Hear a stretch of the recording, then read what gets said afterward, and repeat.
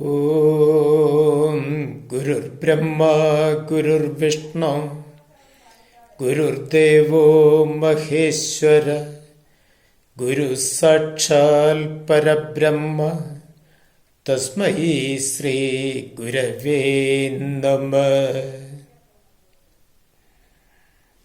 ആദരണീയരായ എല്ലാ സനാതനധർമ്മ വിശ്വാസികൾക്കും സാദര നമസ്കാരം. എല്ലാ പ്രേക്ഷകരെയും ഭാരതീയം യൂട്യൂബ് ചാനലിലേക്ക് സ്വാഗതം ചെയ്യുകയാണ്. കഴിഞ്ഞ വീഡിയോയിൽ നമ്മൾ പ്രതിപാദിച്ചത് രാമമന്ത്രത്തിൻ്റെ പ്രാധാന്യത്തെക്കുറിച്ചായിരുന്നു. ഇന്ന് സന്ധ്യയെക്കുറിച്ച്, അതുപോലെ സന്ധ്യാസമയത്ത് നിലവിളക്ക് കൊളുത്തുന്ന രഹസ്യം, അതേക്കുറിച്ചാണ് നമ്മൾ പ്രതിപാദിക്കുന്നത്. നിങ്ങൾ ആദ്യമായിട്ടാണ് ഈ വീഡിയോ കാണുന്നതെങ്കിൽ ദയവ് ചെയ്ത് സബ്സ്ക്രൈബ് ചെയ്ത്, ഷെയർ ചെയ്ത്, ലൈക്ക് ചെയ്ത് ഈ ഉദ്യമത്തെ പ്രോത്സാഹിപ്പിക്കേണ്ടതാണ്. നമ്മൾ കഴിഞ്ഞ വീഡിയോയിൽ രാമമന്ത്രം, സന്ധ്യാനാമ ജപിക്കുമ്പോൾ രാമമന്ത്രം ജപിച്ചു തുടങ്ങണമെന്ന് പറഞ്ഞിരുന്നു. നമുക്ക് സന്ധ്യയ്ക്കാണ് നിലവിളക്ക് കൊളുത്തുന്നത്, നാമജപാദി കർമ്മങ്ങളൊക്കെ അനുഷ്ഠിക്കുന്നത്. എത്ര സന്ധ്യയുണ്ട് എന്ന് ചോദിച്ചാൽ സാമാന്യനെ എല്ലാവരും പറയും ത്രിസന്ധ്യ എന്ന് പറയും, അതായത് 3 സന്ധ്യ. യഥാർത്ഥത്തിൽ നമുക്ക് 5 സന്ധ്യകളാണുള്ളത്, പഞ്ചമഹാസന്ധ്യകൾ. 1 പ്രാതസന്ധ്യ, 2 മധ്യാഹ്നസന്ധ്യ, 3 സായം സന്ധ്യ, 4 മഹാസന്ധ്യ, 5 ബ്രഹ്മസന്ധ്യ.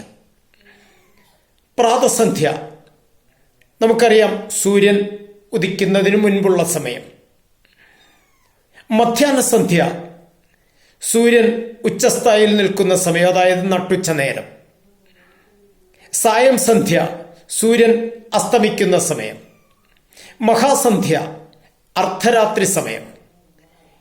ബ്രഹ്മസന്ധ്യ രാത്രിയുടെ 4-ാം യാമം ആരംഭിക്കുന്ന സമയമാണ്.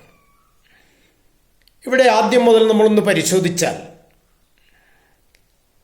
രാവിലെ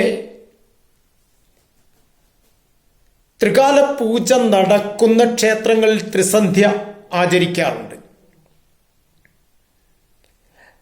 യോഗികൾ അവലംബിക്കുന്ന സന്ധ്യയാണ് ബ്രഹ്മസന്ധ്യ, അതായത് രാത്രിയുടെ 4-ാം യാമം ആരംഭിക്കുന്ന സമയം. അഥർവ വിധിപ്രകാരമുള്ള ചില കർമ്മങ്ങൾക്ക് തെരഞ്ഞെടുക്കുന്ന സമയമാണ് മഹാസന്ധ്യ, അതായത് അർദ്ധരാത്രി സമയം. ഗൃഹസ്ഥാശ്രമികളായ നമ്മൾ അവലംബിക്കുന്നത് 2 സന്ധ്യകളാണ്. 1 പ്രാതസന്ധ്യയും 2 സായം സന്ധ്യയും. ഈ സമയത്താണ് നമ്മൾ നിലവിളക്ക് കൊളുത്തി സന്ധ്യാനാമ ജപാദി കർമ്മങ്ങളൊക്കെ നടത്തുന്നത് എന്ന് ഞാൻ നേരത്തെ തന്നെ സൂചിപ്പിച്ചിരുന്നു. അപ്പോൾ എന്താണ് നിലവിളക്ക്? നിലവിളക്ക് എന്ന വാക്കിന്റെ അർത്ഥം നിലയിൽ വിളങ്ങുന്നത് യാതൊന്നോ, അതാണ് നിലവിളക്ക്. നിലയിൽ വിളങ്ങുക എന്ന് പറഞ്ഞാൽ സ്ഥായിയായി പ്രശോഭിക്കുന്നത് എന്നാണ് അർത്ഥം. സ്ഥായിയായി പ്രശോഭിക്കുന്നത് ഈ പ്രപഞ്ചത്തിൽ ഒന്നേയുള്ളൂ, അതാണ് സാക്ഷാൽ ഈശ്വര തത്വം. അതുകൊണ്ടാണ് ഐശ്വര്യ ദേവതയായ ലക്ഷ്മി സ്വരൂപമായി നാം നിലവിളക്കിനെ കാണുന്നത്. ഈ നിലവിളക്കിൽ 1 തിരിയിടാറുണ്ട്, 2 തിരിയിടാറുണ്ട്, 3 തിരിയിടാറുണ്ട്, 5 തിരിയിടാറുണ്ട്. കർമ്മങ്ങൾക്കനുസൃതമായി തിരികൾക്ക് വ്യത്യാസവും പലപ്പോഴും കാണാറുമുണ്ട്. 1 തിരി ബ്രഹ്മതത്വമാണ്. 2 തിരി ബ്രഹ്മത്തിൻ്റെ പ്രകടിത ഭാവങ്ങളായ പുരുഷൻ പ്രകൃതി, അതായത് ഈശ്വരൻ മായ, ഈ സങ്കല്പമാണ്. 3 തിരി ബ്രഹ്മതത്വത്തോട് ചേർന്ന് നിൽക്കുന്ന മൂലപ്രകൃതിക്ക് 3 ഗുണങ്ങളുണ്ട്. സത്വഗുണം, രജോ ഗുണം, തമോ ഗുണം. ഈ 3 ഗുണങ്ങളിൽ നിന്ന് ഉൽപ്പന്നരായ മൂർത്തി രൂപങ്ങൾ, അതായത് ത്രിമൂർത്തി സങ്കല്പങ്ങളാണ് 3 തിരി. 5 തിരി പഞ്ചഭൂതങ്ങളാണ്. അപ്പോൾ ഈ തിരി ഇടുമ്പോൾ നമ്മൾ സാധാരണ ഗൃഹസ്ഥാശ്രമികൾ പൊതുവെ കണ്ടുവരുന്നത്, ഇവിടെ കേരളത്തിൽ കണ്ടുവരുന്നത് 2 തിരിയാണ് പൊതുവെ നമ്മുടെ ഹിന്ദു ഭവനങ്ങളിൽ ഇടുക. അത് പുരുഷ പ്രകൃതി സങ്കല്പത്തിൻ്റെ പ്രകടിത ഭാവങ്ങളാണ്. കാരണം കുടുംബ സംവിധാനം എന്ന് പറയുന്നത് തന്നെ ആ ഭാര്യ ഭർത്തൃ സങ്കല്പമാണല്ലോ. അപ്പോൾ അതിൽ ശ്രദ്ധിക്കേണ്ടത് അതിൻ്റെ പ്രകടിത രൂപങ്ങളായ 2 തിരികളാണ് കിഴക്ക് പടിഞ്ഞാറായി ഇടുന്നത്. അപ്പോൾ 1 തിരിയാണ് ഇടുന്നതെങ്കിൽ, ഇപ്പോൾ 3 തിരി ത്രിമൂർത്തികളാണെന്ന് ഞാൻ സൂചിപ്പിച്ചു. 5 തിരി പഞ്ചഭൂതങ്ങളാണ്. അപ്പോൾ 1 തിരിയാണ് ഇടുന്നതെങ്കിൽ രാവിലെ കിഴക്കോട്ട്, വൈകുന്നേരം പടിഞ്ഞാറോട്ട്. 2 തിരിയാണ് ഇടുന്നതെങ്കിൽ കിഴക്കും പടിഞ്ഞാറുമായി. 3 തിരികളാണെങ്കിൽ തെക്ക് ദിക്ക് ഒഴിവാക്കി. 5 തിരിയാണ് നിലവിളക്കിൽ നാം ഇടുന്നതെങ്കിൽ 4 ദിക്കിലേക്കും 5-ാമത്തെ തിരി ഈശാനക്കോണിലേക്കും, അതായത് വടക്ക് കിഴക്ക് ദിക്കിലേക്ക്.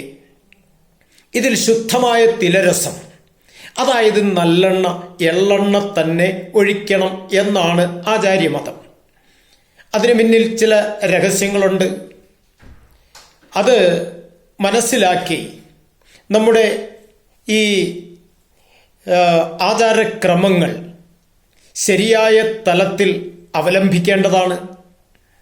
ഇനി ഇതിൽ ദീപപ്രോജ്വലനം നടത്താത്ത വിളക്ക്, അതായത് നിലവിളക്കല്ല. അതുകൊണ്ട് എന്താണ് ദീപത്തിൻ്റെ പ്രത്യേകത? നമ്മൾ ആ ദീപത്തിൻ്റെ പ്രത്യേകതയും അഗ്നിയുടെ തത്വവും അടുത്ത വീഡിയോയിൽ പ്രതിപാദിക്കുന്നുണ്ടാവും.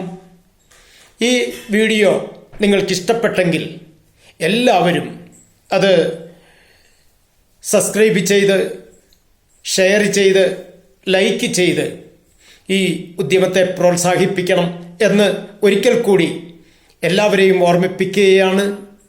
നമുക്ക് അടുത്ത ഭാഗത്ത് അഗ്നിയുടെ തത്വമാണ് നമ്മൾ പറയുന്നത്. തൽക്കാലം എല്ലാവർക്കും സാദര നമസ്കാരം.